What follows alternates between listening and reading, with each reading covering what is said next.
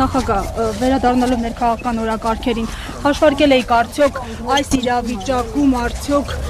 նման սցենար, որ Հայաստան դաշինքը կշարունակի պայմանների լեզվով խոսել։ Ստացվում եմ 3 երեկոյան Հայկ Մանուկյանյան ամբողջովին թեման լուսաբանել է, բացահայտել է եւ դրանով ձեռն պահպանել է թեմայով։ Պարոն նախագահ, ձեր ամեն հարցազրույցից հետո ոչ միայն ԿՊ-ի քննադատությանն են ընկնդիր եւ ականատես լինում, այլև իրենց ընդդիմադիր, այսպես ասած,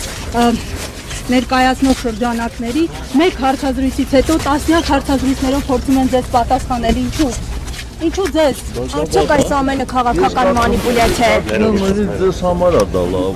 թեմա է, էլի, գրեք։ Բայց սա քաղաքական մանիպուլյացիա կարող է համարվել։ Պարոն Սարգսյան, ի սկզբանե դատապարտված չի այս գործընթացը, պարոն Սարգսյան։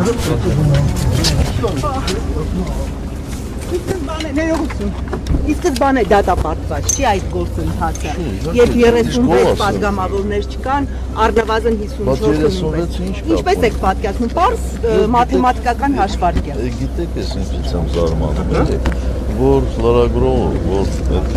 թեմայով հետաքրքրվում է, ինձ որ շատ չի հետևում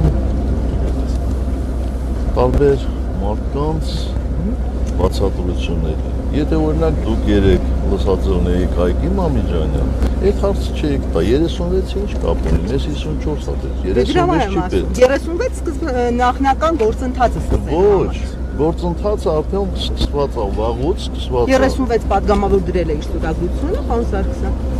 Լսեք, ես ձեզ ասում եմ, գնացեք թեման ուսումնասիրեք։ Ես ուսումնասիրել եմ, շատ լավ Չեք հավատացել։ ուսումնասիրել, որովհետև գործընթացը սկսվում է, երբ ազգային ժողովի մեկ պատգամավոր առաջադրում է վարչապետի տեխնացու։ Գործընթացը այդ ժամանակ է սկսում, 36-ը Բայց նիստերի դահլիճ բերելու համար 36 մարդու ստորագրություն է, պարոն նախագահ։ Ասեցինք, որ նիստերի դահլիճ բերելու ենք, երբ ունենանք 54, 36-ը կապ չունի, բադ թիվ եք ասում 36-ը։